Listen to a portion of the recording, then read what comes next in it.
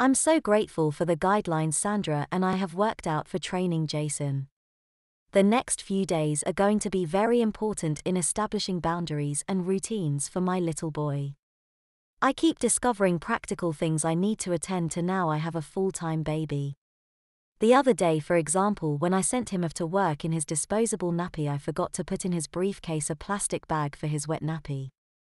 When he took it of mid-morning and put on his big boy undies, those I had put in his briefcase, he felt he had nowhere safe to put his wet nappy. In the end, he stuffed them at the back of his desk drawer and at lunchtime went for a walk to a nearby park and put them in a bin. He has never worn nappies to work before, and so the first couple of days he was worried that someone might notice. Building up his confidence so that he knows he can safely wear his nappies anywhere as long as he doesn't overwet them, is one of the little developmental tasks ahead of him. I need to be careful that I pace things at a level that little Jason can handle. When he arrived home from work on that first night, he was really stressed.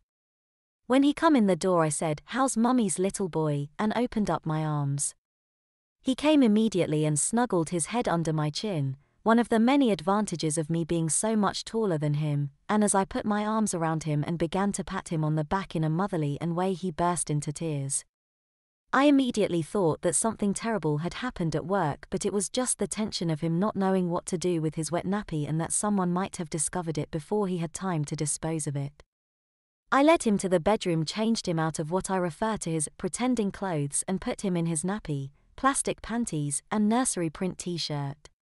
I bought him a bottle of warm milk, and as I nursed him I gently reassured that it won't be long before he feels as relaxed in his nappy at work as he does at home. I then tucked him up with his teddy and told him he could have a little nap before dinner.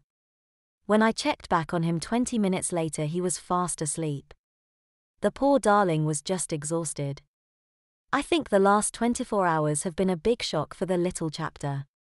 I once read that what we wear tells us where we are going even before we consciously know the destination. Well, Jason's destination is to be my little boy. It's back to the nursery for him, and it is important that his clothes support that journey.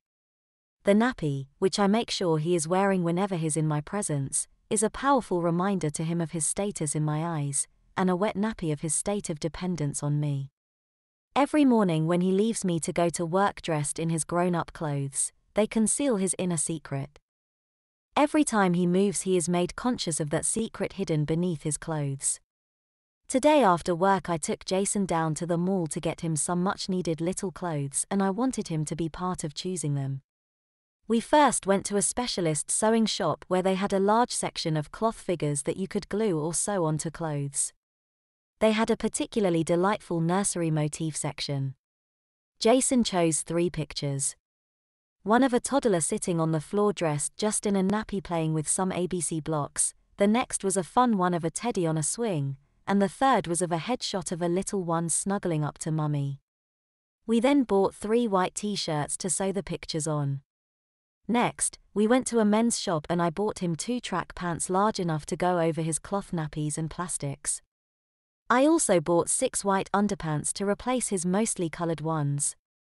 These are for him to change into at work mid-morning when he changes out of his wet nappy. Jason wanted color ones, but I insisted on white, that way I can more easily monitor if my little one has had any little accidents when I change him back into his nappy when he gets home in the evening. Lastly, we went to a department store and bought him a plastic bowl with Bambi on it, a plate with Peter Pan, and a feeder cup with Tinker Bell on it. He loved them. My final purchase was the most gorgeous nappy bag I have ever seen. It had a white background with pictures all over it of cutest looking toddlers playing with trains, trucks, airplanes, blocks, teddies, etc. It was a nice big size with separate pockets for wet and dry nappies, baby's bottle, num-num, baby wipes, etc. Just perfect for our trip tomorrow to pick up Sandra from the airport.